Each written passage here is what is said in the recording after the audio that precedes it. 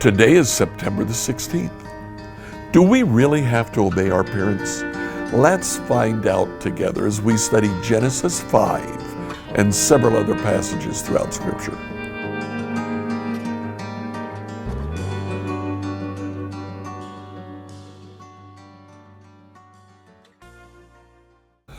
All this week we've been looking at the relationships within families, and today the relationship that we're studying is the relationship of children to parents. In the book of Genesis, chapter 5, verse 3, when Adam was 130 years old, he became the father of a son who was just like him in his very image. He named his son Seth, and after the birth of Seth, Adam lived another 800 years, and he had other sons and daughters. Adam lived 930 years, and then he died. When Seth was 105 years old, he became the father of Enosh. After the birth of Enosh, Seth lived another 807 years, and he had other sons and daughters. Seth lived 912 years, and then he died. So as we see here, first in the first couple of verses of this chapter, we're reminded that God created Adam in his own image. Then Adam had a son in his own image. The implication is that things that marked the image of God in Adam were now to mark the image of Adam in Seth.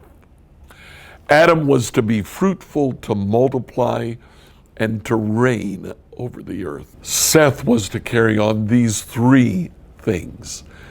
Seth was to be fruitful and multiply.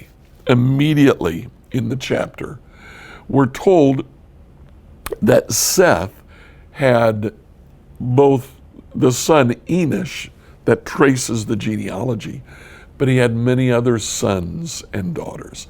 Seth was fruitful and multiplied. We assume too that Seth reigned wherever he was. As we move forward through the Old Testament, we come across a number of bad examples of children. What jumps to mind is in 1st and 2nd Kings, the number of kings of whom it said he committed the same sins as his father before him, and he was not faithful to the Lord his God. We're going to come back to that before we end. In the New Testament, we have been looking at what is called paranesis, and in Ephesians and Colossians, we have two very short sermons, snippets really, almost nothing more than sayings, in which Paul tells children how to act before their parents. Ephesians 6:1, children, obey your parents because you belong to the Lord, for this is the right thing to do. Honor your father and mother. That's the first commandment with the promise. If you honor your father and mother, things will go well for you. You'll have a long life on the earth. Then in the book of Colossians, chapter 3, verse 20, children, always obey your parents, for this pleases the Lord. Twice children are told to obey their parents, and Ephesians adds the command to honor them as well. Now, this seems to get back at the idea of desire and dominate that was in that first sin. Enjoyment of the world was replaced with a desire for certain things, a lust, reigning over the world, which included protecting it. is replaced with the desire to dominate, to exploit. Children are told, first of all, to honor, to respect their parents.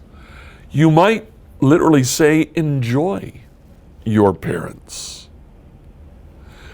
And then they are told not to seek to dominate them, but instead to obey, to submit to. A child's role is to learn respect and honor and obedience. If we don't learn how to respect our parents, it's difficult for us to respect others. If we don't learn how to obey our parents, it's difficult for us to obey throughout life. This is where we begin to learn those two key concepts of the Christian life. We started the whole devotional with the question, do I really have to obey my parents? The answer is yes, you do. But what happens when, like the kings of Israel, they follow their fathers? They follow a bad example of someone who didn't discipline and teach them. Well, family is not the only place that we can learn respect and obedience. Inside the church, we're to look for ways to influence each other. Part of that is learning from each other how to respect and how to obey. There is a role for mentoring inside the church, especially an older, more experienced person taking a younger, less experienced person under their wing, teaching them primarily respect and obedience. What that means, how to do it. If you're a child and you find yourself struggling to obey your parents because either they're disengaged or they're showing favorites, or they're simply not living a life that honors, respects, and obeys God, find someone in the church that you can hook up with, that you can learn respect and obedience from. It'll help you as you become an adult. So my question for you today, are you learning respect and obedience? Please like, follow, subscribe, and share this devotional with your friends on whatever platform that you use to listen to it. Email your questions to us at questions@becomehope.com. Tomorrow, we'll answer the question, how am I supposed to treat my sibling